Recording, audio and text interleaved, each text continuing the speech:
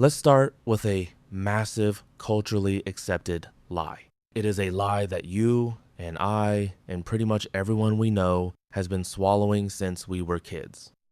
It is this toxic idea that creativity is an exclusive VIP club.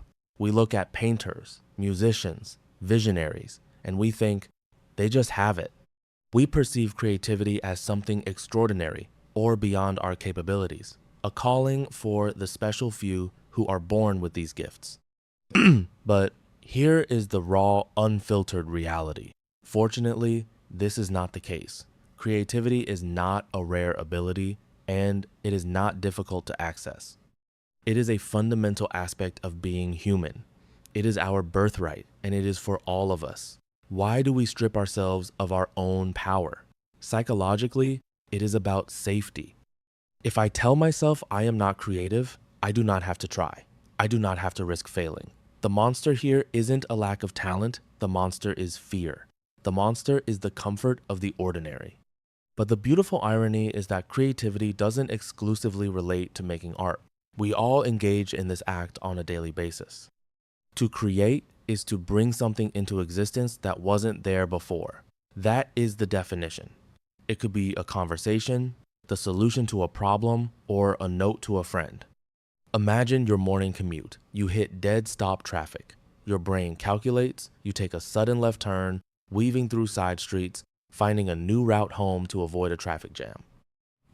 In that split second, you are a creator. What you make doesn't have to be witnessed, recorded, sold, or encased in glass for it to be a work of art. We need to zoom in on how your brain actually works. Through the ordinary state of being, we're already creators in the most profound way, creating our experience of reality and composing the world we perceive. Right now, in each moment, we are immersed in a field of undifferentiated matter, from which our senses gather bits of information. The outside universe we perceive doesn't exist as such. Through a series of electrical and chemical reactions, we generate a reality internally. We create forests and oceans, warmth and cold. We read words, hear voices, and form interpretations. Then, in an instant, we produce a response. All of this in a world of our own creation. So, if you build the universe inside your head every millisecond, how can you say you aren't creative?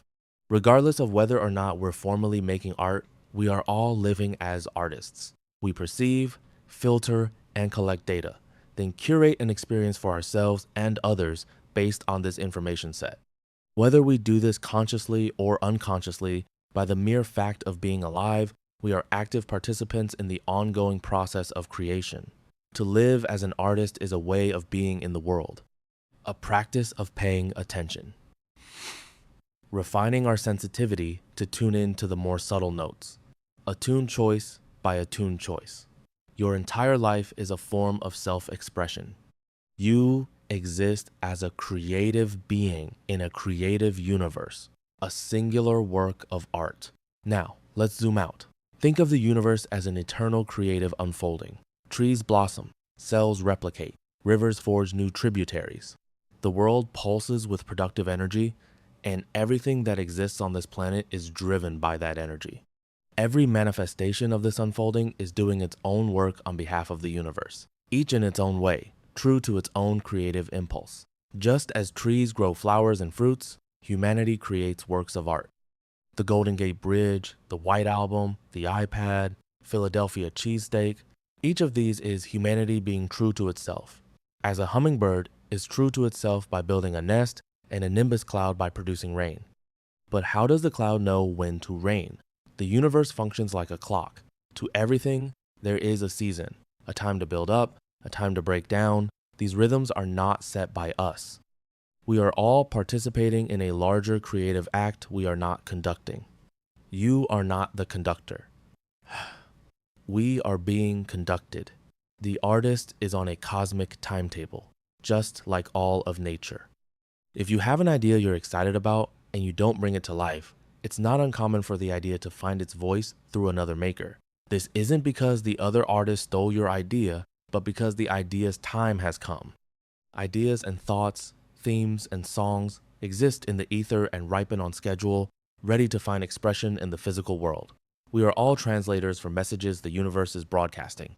The best artists tend to be the ones with the most sensitive antennae, to draw in the energy resonating at a particular moment. But building that antenna comes with a heavy psychological price. Many great artists first develop sensitive antennae not to create art, but to protect themselves. They have to protect themselves because everything hurts more, and they feel everything more deeply. We are all antennae for creative thought. If your antenna isn't sensitively tuned, you're likely to lose the data in the noise. The signals coming through are often more subtle than the content we collect through sensory awareness.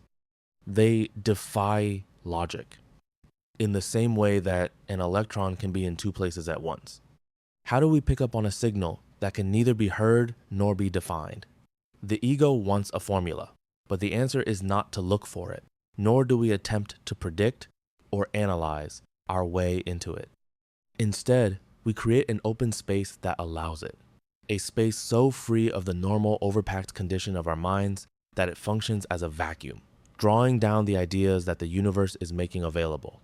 This freedom is not as difficult to achieve as one might think, because we all start with it. As children, we experience much less interference between receiving ideas and internalizing them.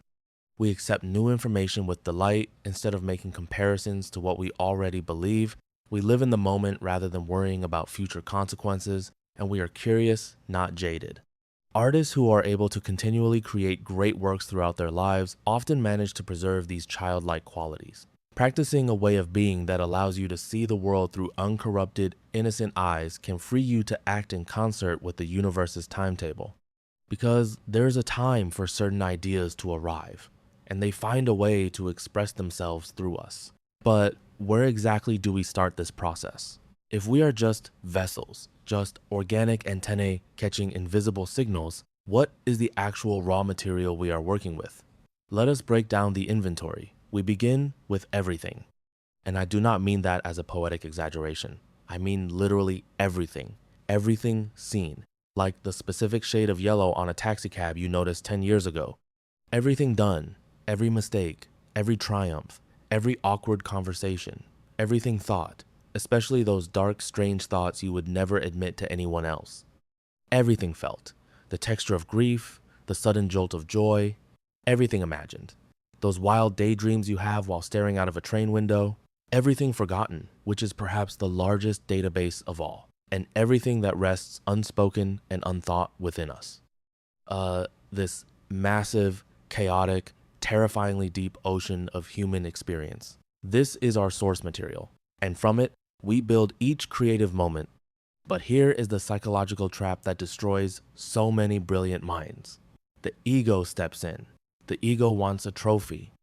The ego says, I made this. I am a genius. But we have to face a deeply humbling truth. This content does not come from inside us. We are not the origin point. The source is out there. Think about the profound relief in that statement. You don't have to invent the universe from scratch every morning. There is a wisdom surrounding us, an inexhaustible offering that is always available. It is a river of energy that never runs dry. We either sense it, remember it, or tune into it. And this doesn't happen only through our conscious, waking experiences. We are receiving data constantly through channels we barely understand. It may also be dreams, intuitions, subliminal fragments, or other ways still unknown by which the outside finds its way inside. Have you ever woken up in the middle of the night with the exact solution to a problem that tortured you all week? That wasn't your logical brain doing math? That was your antenna catching a signal while your ego was asleep. To the conscious mind, this material appears to come from within. It feels like a private revelation, but that's an illusion. It is a trick of perspective. In reality, there are tiny fragments of the vastness of source stored within us. We are just holding cells for universal energy. These precious wisps arise from the unconscious like vapor and condense to form a thought, an idea.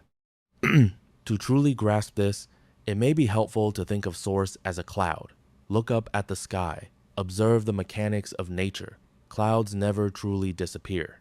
They don't die, they simply change form. They gather heavy moisture, they turn into rain, they fall and become part of the ocean, and then, under the heat of the sun, they evaporate and return to being clouds. It is a closed, perfect loop of transformation. The exact same is true of art.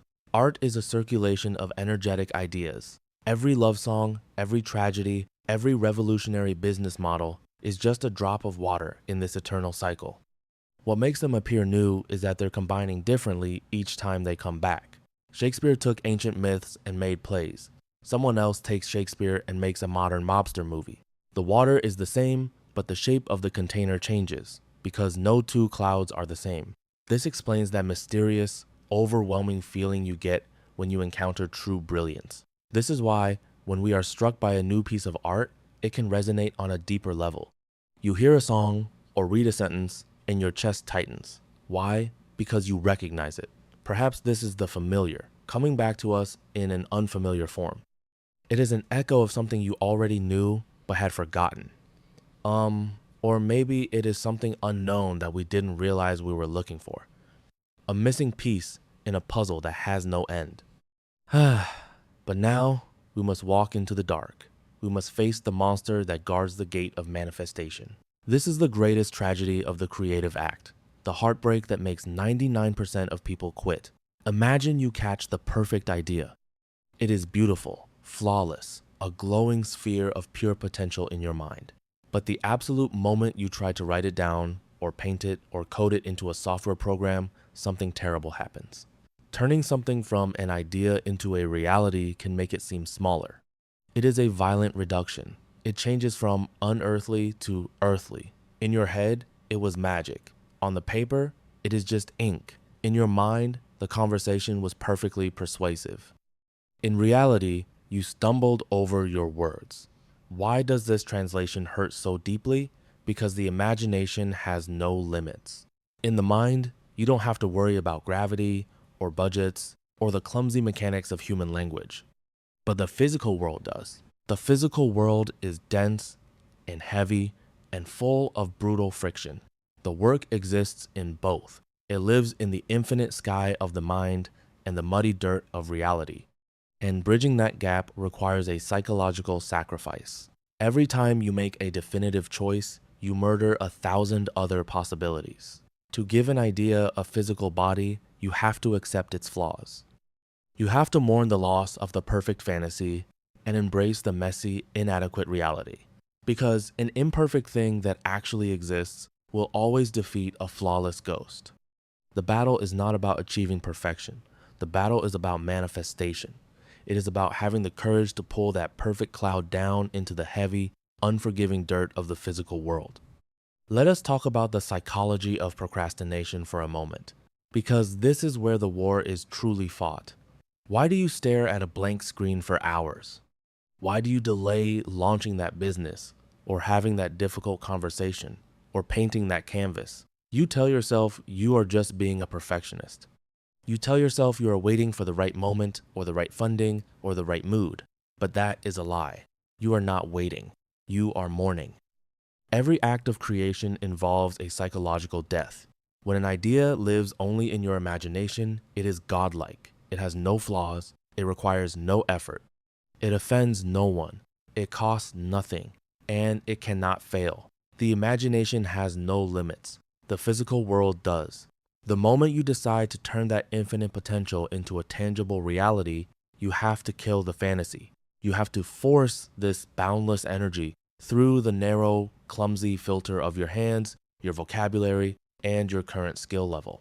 And that process is violent.